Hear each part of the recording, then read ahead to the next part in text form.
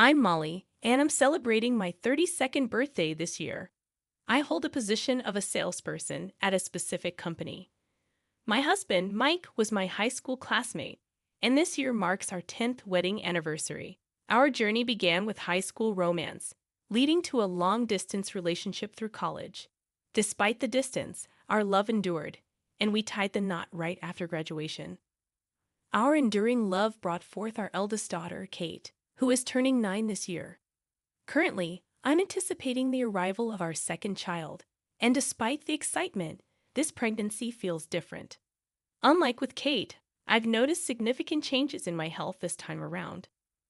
Enduring long work hours, I felt nauseous and unusually sleepy, symptoms I didn't experience during my first pregnancy. Perhaps it's due to aging, making it harder to recover from tiredness, or maybe it's the stress from juggling work and caring for our child. After considering various possibilities, an over-the-counter pregnancy test confirmed the news. When pregnant with Kate, I had no noticeable health changes, making this intense morning sickness a new challenge. Balancing work as a salesperson while battling morning sickness, I decided to take some time off after consulting with my boss. Discussing it with Mike, he seemed surprised and unsettled by the severity of my morning sickness this time around. His memory of Kate's birth contrasted with the current situation, and he encouraged me to take a break from work. Hoping for improved health during my time off, I found the morning sickness persisting and even intensifying. Despite being at home, I struggled with daily tasks and spent most of my days in bed. Initially concerned, Mike's attitude has shifted, and he now appears frustrated with my condition. I sensed he might be thinking that since I'm not working, I should at least handle household chores. Unable to manage even simple tasks, I felt ashamed and sorry for Mike, who is busy with work. Mike's changed behavior is evident, as the warm morning hugs have turned into silent departures, with him often coming home late due to work-related overtime. My husband, Mike, is responsible for tasks like document preparation, data entry, and phone calls at his job. While overtime has always been part of his work, he reduced it after Kate's birth to spend more quality time with her. As dual income earners, we aimed to evenly divide chores, but recently, he hasn't been helping much, and overtime has become consistent. The reduction in income due to my leave may have pushed Mike to strive harder at work for our family. He might prefer if I handle all the household chores. Despite understanding his perspective, with my severe morning sickness, meeting his expectations is challenging. One night, I gathered the courage to ask for his help, acknowledging his hard work and expressing my limitations due to morning sickness. Mike, displeased, insisted on the importance of him working overtime and asked me to take care of the house, disregarding my condition. I pleaded for his understanding and help, proposing that he come home a bit earlier to assist with chores. Mike raised his voice, expressing his frustration, and warned me about waking up Kate. I apologized repeatedly, trying to calm him down, but he retreated to our bedroom without listening. His unusual display of intense anger left me uneasy, suspecting there might be other concerns. The next morning, Mike left for work earlier than usual, seemingly avoiding me after the previous night's confrontation. Hurt by his rejection, I sighed and sat down, only to find Kate joining me. Kate, having overheard our conversation, expressed her shock at how her dad had acted. She found it terrible that he wouldn't even listen, considering my pregnancy and suffering from morning sickness, behaviors entirely unlike him. It was a frightening situation, and Kate, in a gesture of disbelief, spread her arms wide. She urged me to rest while expressing her regret for not helping with chores until then. From that morning on, Kate actively assisted with household chores. Having learned the tasks from a young age, I could confidently rely on her. It was heartening to witness my daughter's kindness blossoming. However, the strained relationship with my husband persisted.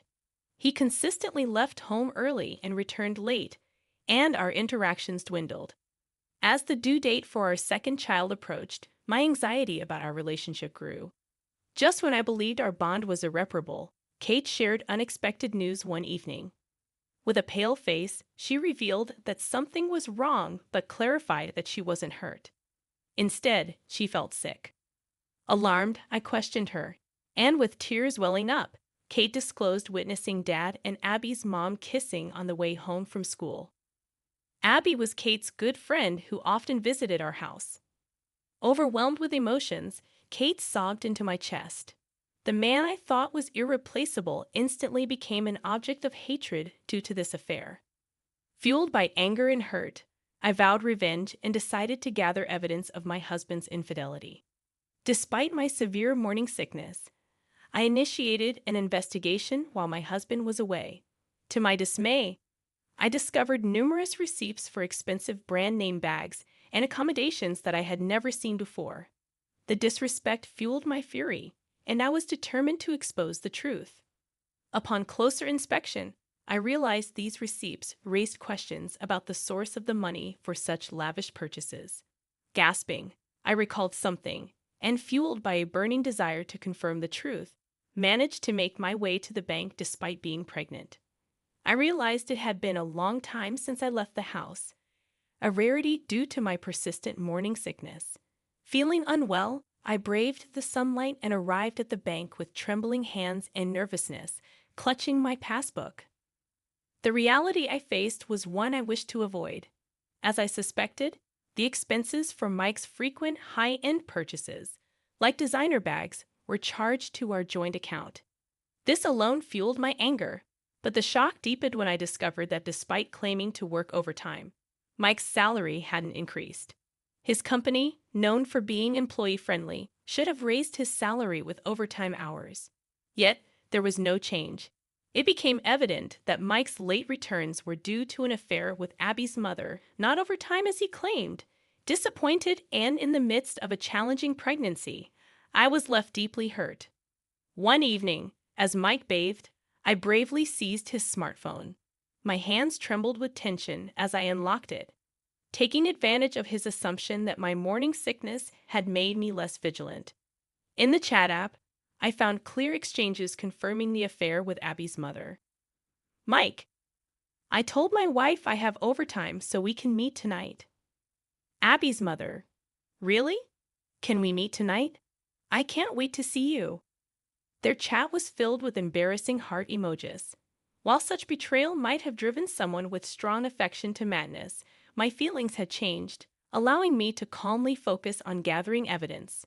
Inspecting recent text messages, I discovered plans for a week-long trip, starting from the weekend, intended for various hikes. Unaware of this trip, my husband had made no mention. Curious about the excuse he would give on the day of the trip, I patiently waited. Finally, the morning of the trip arrived. Despite it being a holiday, Mike was busy with preparations from early morning. Me, good morning. What's got you so busy this early? Caught off guard, Mike looked surprised. Mike? Oh, well, you see. What are you doing up so early? I woke up to some noise and noticed my husband packing a suitcase. Me, what's with the suitcase? Are you going on a trip? Mike, I have a company trip for a week starting today. I thought I told you. Just wait. I'll buy you a nice souvenir. Me? Did you?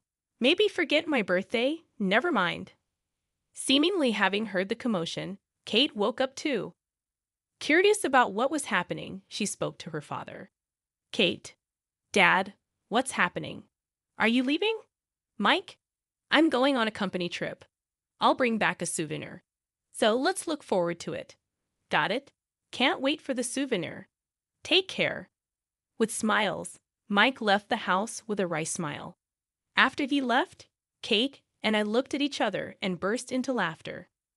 Kate, Dad's voice was shaking when he lied. Anyone could tell he was lying. After sharing a good laugh, we began discussing our next steps. Me? Okay, I'm about to discuss something important. Listen carefully. I'm thinking of getting a divorce. I believe it's crucial for you too, so I'd like to hear your thoughts. Kate, being only 9, said, I think it's better for you to get a divorce.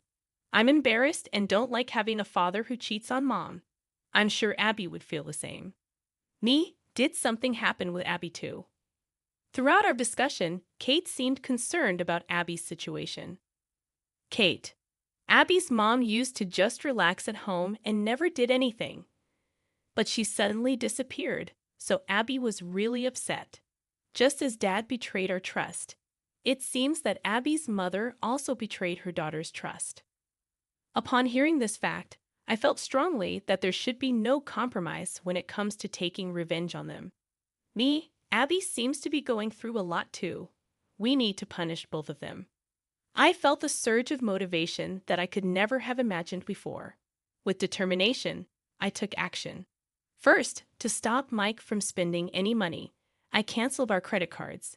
I decided it was necessary to fairly divide the savings in our joint account, so I transferred half of it to my account. To avoid disputes over property division in the divorce, I decided to secure my assets early on. Kate and I started packing up our belongings. I had already explained the situation to my parents, so we decided to move back to their home. Kate, let me confirm once more. Once we divorce, we can't come back to this house. Are you really okay with that? Kate? Yes, I'm okay. Then let's go to Grandpa and Grandma's house. Kate? Yes, let's go quickly. Kate seemed to be filled with anticipation. She seemed neither sad about our divorce nor mournful, but rather had a cheerful look, which put my mind at ease for the moment. We completed the move to my parents' house in high spirits. I decided to let go of the house filled with memories of our time with Mike and start a new chapter in my life. This decision came after discovering a message exchange between Mike and Abby's mother. I want to be freed from that house as soon as possible. I want a divorce right away and live with you. From the messages, it appeared that Abby's mother had already moved back to her parents' home. To think she would abandon her family, including her young daughter, for an affair and selfishly move back to her parents' house. It's unbelievable. I found out that Mike had visited Abby's mother's parents' house from the history on his car navigation system. I packed up Mike's belongings and sent them to that address, his mistress Abby's mother. Subsequently, I terminated our house. This way, my husband would be able to live freely with Abby's mother, as he insisted he was on a company trip. I sent my husband's valuables along with a letter to his company. With the house emptied, the weight on my heart lifted, and I felt refreshed and ready to take a new step forward. The next morning, I received an early call from my husband. Molly, I'm sorry. I seem to be running out of money. It looks like I forgot some cash at home. Oh dear, that's a bummer. Mike, I'm really in a bind. Can you transfer some money to my account, even if it's just a little? Things are a bit tight for me this month. Since you're on a company trip, maybe you can borrow from a colleague. Well, about that, just explain your situation and borrow from your colleagues. I'm having severe morning sickness right now, and it's hard for me to talk. I'm hanging up. Mike, wait, hold on. I felt a bit better knowing that my husband couldn't use his credit card anymore. It was easy to imagine that this made the pleasant trip with his mistress very tense for him. The phone calls from my husband didn't stop. I sent him a message saying I have severe morning sickness and can't answer the phone. Don't call me anymore. No matter how many times he called, I didn't answer. 3 days later, I received another call from him and reluctantly picked up. Molly, why is the house empty? What's going on? Weren't you supposed to be on a trip for 7 days? Why are you back so soon? My husband was initially at a loss for words, but his anger quickly erupted. Mike, everything's gone. Even the contract has been terminated. Isn't that too selfish? Who's being selfish now? You were on a trip with your mistress, right? I've sent all our stuff to Abby's parents' house and started the divorce proceedings. Everything's going according to your wishes. Goodbye and good luck. Mike, what? You found out about the affair and you're divorcing me. Realizing that I knew about his affair and even who the other woman was, he was visibly shaken. I hung up and deleted all his contacts from my phone. With nowhere to go, my husband seemingly took refuge at Abby's parents' house. At their house, Abby's mother was kneeling with her head down, and across from her sat her parents, her husband, and Abby, all of them looking furious. Apparently, Abby's mother had returned home claiming she couldn't bear the emotional abuse from her husband. Her parents believed her and felt sorry for her, but the reality was different. Since they found out she had been lying and was even having an affair, there was no way they would forgive her. Abby's mother and my husband were both severely reprimanded, made to sign divorce papers in front of everyone, and forced to pay compensation. Afterwards, her parents kicked them both out. Since returning to my parents' home, Kate and I have been living freely. My worries disappeared, my morning sickness subsided, allowing me to return to work after my maternity leave was finished. Every day, Kate seems to enjoy playing with her grandparents after returning from school. The divorce proceedings went smoothly thanks to the support of my lawyer. Of course, I had ample evidence which allowed the divorce to proceed in my favor. In order to secure my ex-husband's income, I demanded both compensation and child support payments and sent a letter to his company asking them not to let him resign. His boss, a married man with children, saw the letter and was furious. He negotiated with the company to deduct compensation and child support payments from my ex-husband's salary. With this boss always keeping a close eye on my ex-husband's actions, even if he faced any challenges at work, it seems unlikely he will be able to quit his job that easily. My ex-husband is financially struggling because he spent too much money on his mistress's lavish lifestyle.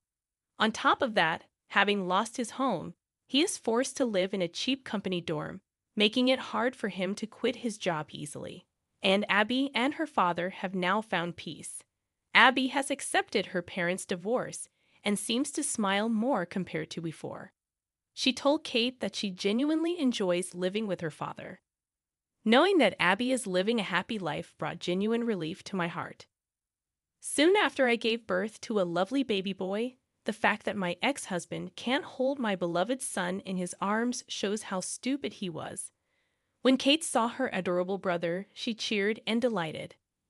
I looked at both my beloved daughter and son's faces and vowed in my heart to raise both of them well.